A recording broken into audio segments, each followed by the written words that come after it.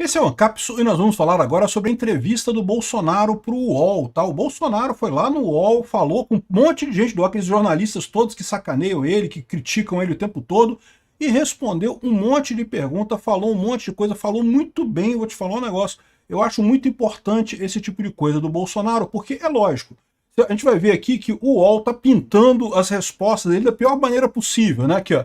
Bolsonaro diz que condenação pelo STF será game over para ele. Não, não foi isso que ele falou. Eu vou explicar o que ele falou aqui, né? Aqui, ó. Bolsonaro diz que conversou sobre estado de sítio com militares. Está vendo? Teve o golpe mesmo, ele confessou. Não, não confessou, né? Estado de sítio não é golpe no final das contas, né?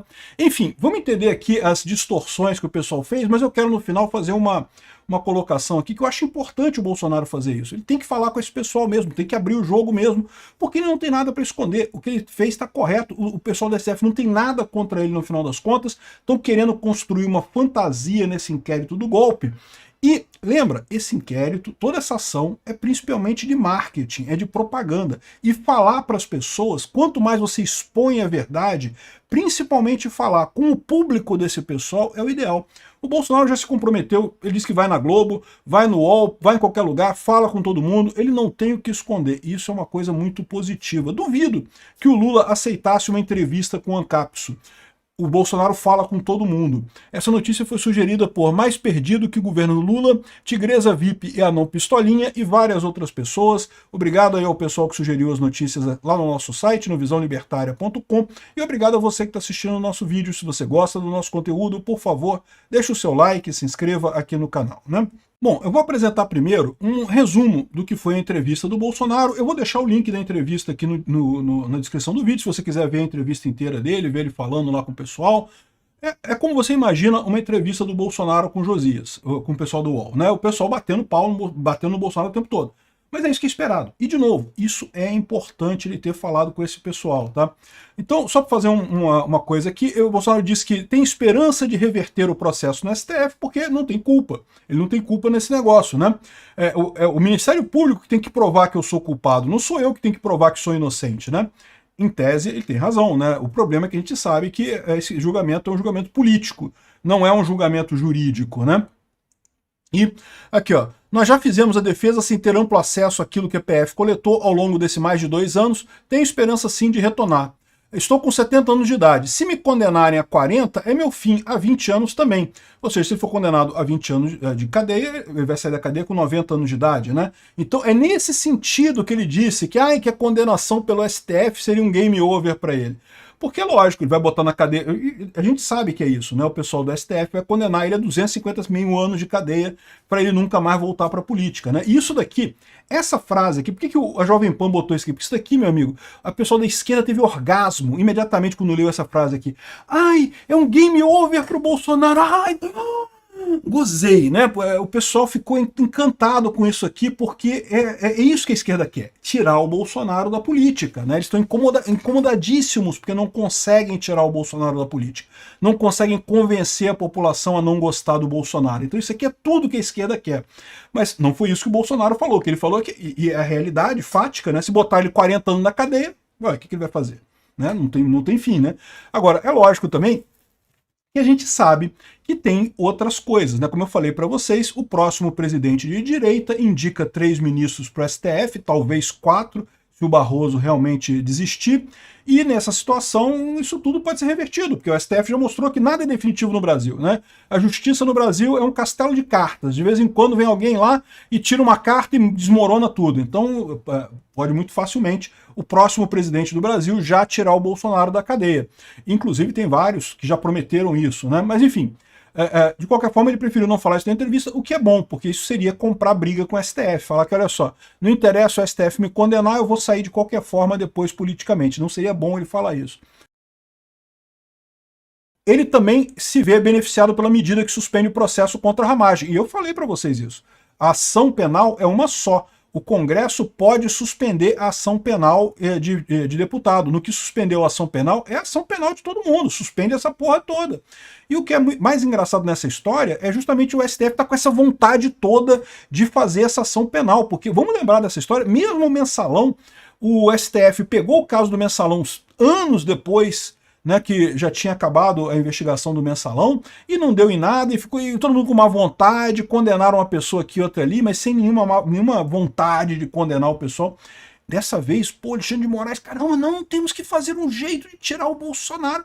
Esse pessoal está achando que tirar o Bolsonaro no tapetão vai conseguir fazer o povo voltar a gostar do PSDB, do PSD, do PMDB ali, da centro-esquerda ali. Não vai, meu amigo, esquece, esse barco já partiu há muito tempo. O que vocês vão fazer, o que vocês podem fazer é criar um monstro na política brasileira, né? Enfim, ele fala aqui, ó, eu estou no Supremo por causa do Ramagem. Quando a Câmara decide, que ainda tem recurso agora do Hugo Mota, decide tirar o Ramagem lá, a primeira resposta que eu tenho dessa turma é que só sairia só o Ramagem. Como saiu por parte de 2 crimes e continuou com 3? A ação penal é uma só. Não tem essa de ação para um, ação para outro, é tudo mesmo, é a mesma ação. É o que eu falei para vocês. Eu falei desde o primeiro momento. Suspendeu a ação, acabou. Juiz está acostumado com isso. Juiz tem esse tipo de coisa mesmo. É chato. Suspender é chato. Suspendeu a ação, para a ação e continua com a vida. E veja, depois que terminar essa legislação, depois que terminar esse mandato, se o Ramagem não se reeleger para a próxima legislatura, retoma isso daí, investiga. Coisa. O pessoal está vivendo isso. Não que tem que condenar o Bolsonaro agora. Por que tem que condenar o Bolsonaro? Qual a lógica disso, né? Enfim, esse pessoal está desesperado. De novo, essa não é uma ação jurídica, essa é uma ação política. Ataques de 8 de janeiro. Questionado pela jornalista Carla Araújo se o silêncio dele sobre os ataques não estimulariam os atos, o Bolsonaro acusou a esquerda pelo 8 de janeiro. Ele afirmou que fez transmissões e vídeos pedindo o fim da paralisação de caminhoneiros em novembro de 2022.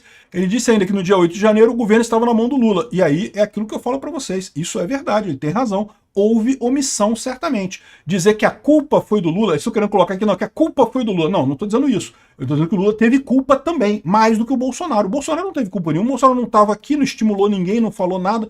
Não conseguiu. Você pode ter certeza. Se tivesse uma mensagem de WhatsApp do Bolsonaro falando com alguém daquele acampamento lá de Brasília, ou de alguém que foi no 8 de janeiro, isso já teria sido uma coisa fantástica, mas não tem. Não falou com ninguém. Ou seja, Bolsonaro não incentivou de forma alguma aquele ataque. Agora, o Lula, ele tinha a responsabilidade de proteger o Palácio do Planalto, proteger o Congresso, e não fez isso, né?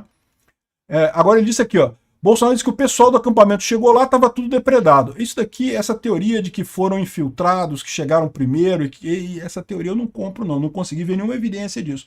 Mas beleza, eu concordo quando o Bolsonaro disse que a culpa é do Lula, do Lula e do Dino, né?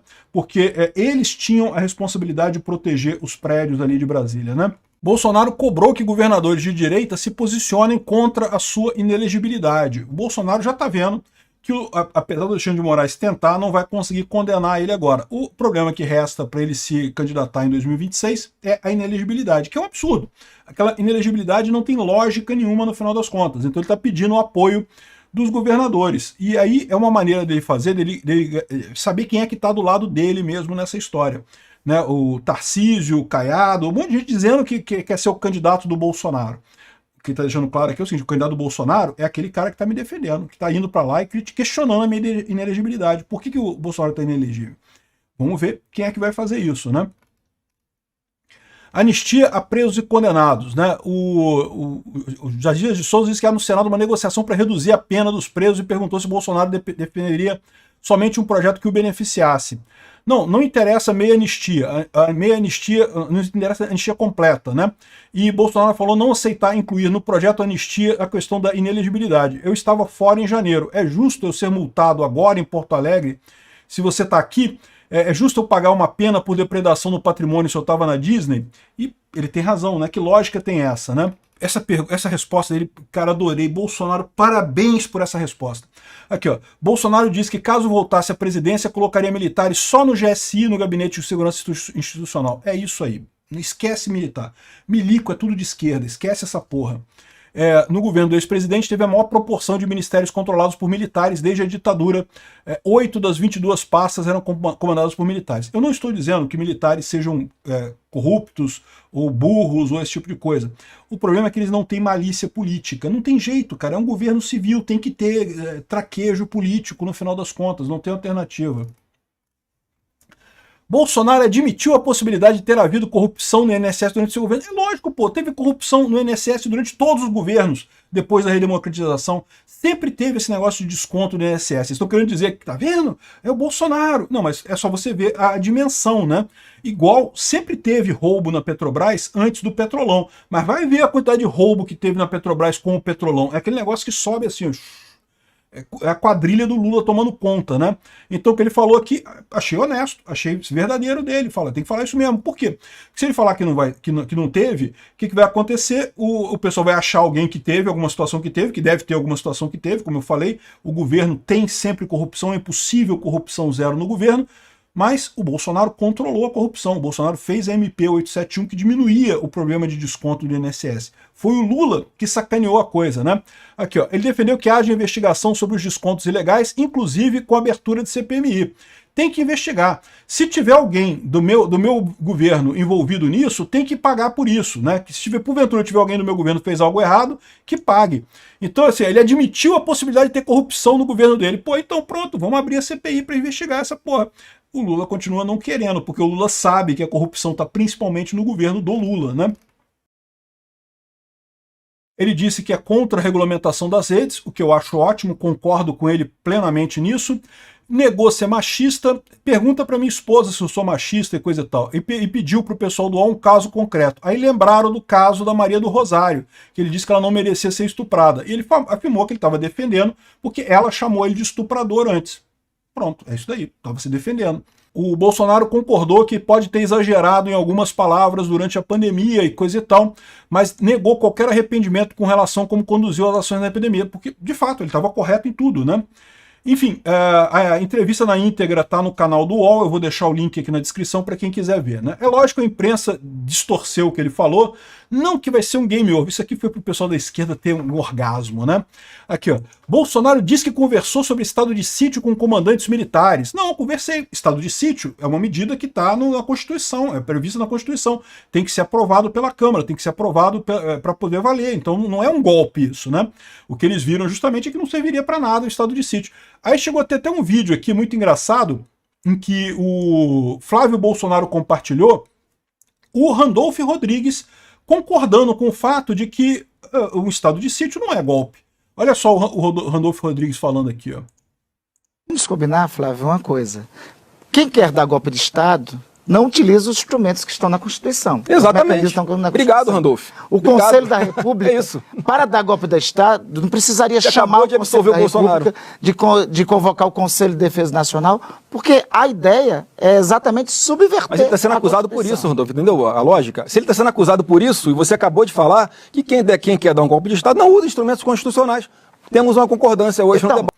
Ou seja, o Randolph falou, se você usa um estado de sítio, o estado de sítio tem que chamar o Conselho da República para aprovar, e depois tem que ser aprovado no Congresso. Como é que você dá golpe com isso? O Randolph quer dizer que embora fosse uma minuta de estado de sítio, ele ia dar tudo na porrada. Mas peraí, mas se era para dar tudo na porrada, por que você botar estado de sítio? Porra, aí manda tudo na porrada. E ele não fez nada disso, não foi nada disso daí. Né? Se era uma minuta de estado de sítio, tinha que ser submetida ao Conselho da República, submetida ao Congresso. Enfim, né, mas o pessoal dizendo aqui, não, que ele concordou, que estava escrevendo a minuta do golpe, não sei o que lá. Bolsonaro distorce sobre o 8 do 1, condenações do TSE e Adélio Bispo. É lógico que ele botaram aqui um monte de coisa que eles acham que é fake news e não sei o que lá. Não vou nem entrar, nem perder meu tempo com isso daqui, nem perder o seu tempo com isso daqui. Um monte de coisas que eles estão criticando o Bolsonaro aqui. O UOL confere, que é o checador de fatos do Bolsonaro, né? Mas, de novo, o ponto que eu quero fazer aqui, que eu acho que é importante, né? Aqui, outra coisa que eles falaram aqui, ó, não, o Bolsonaro defende ter mesmo benefício do Ramagem, a gente já falou. Carta fora do baralho. Bolsonaro se esforça para mostrar que está no jogo. É muito engraçado esse pessoal falar isso e ao mesmo tempo dizer, que absurdo, a Câmara está querendo aprovar coisa pro Ramagem, querer aprovar anistia, como é que pode, não sei o que lá. Ai, mas o Bolsonaro tenta se manter relevante. Das duas, uma. Ou o Bolsonaro consegue controlar o Congresso inteiro, então ele é relevante, ou o Bolsonaro é irrelevante, e aí como é que o Congresso está fazendo essas coisas, né? Porque é o Bolsonaro que está pedindo esse tipo de coisa, né? Aqui, ó, outros colunistas aqui, ó. Bolsonaro tenta manter relevância, não sei o que lá e coisa e tal. E o que é muito engraçado de novo, porque é o que eu falo para vocês, o que eles queriam, todo esse processo do, entre aspas, golpe do Bolsonaro, era para o povo deixar de gostar do Bolsonaro. E não é isso que está acontecendo, é isso que é a dor desse pessoal, né? Agora, outra coisa que eu acho bacana é parabenizar o UOL aí por ter chamado o Bolsonaro e o Bolsonaro por ter aceito, isso é muito importante.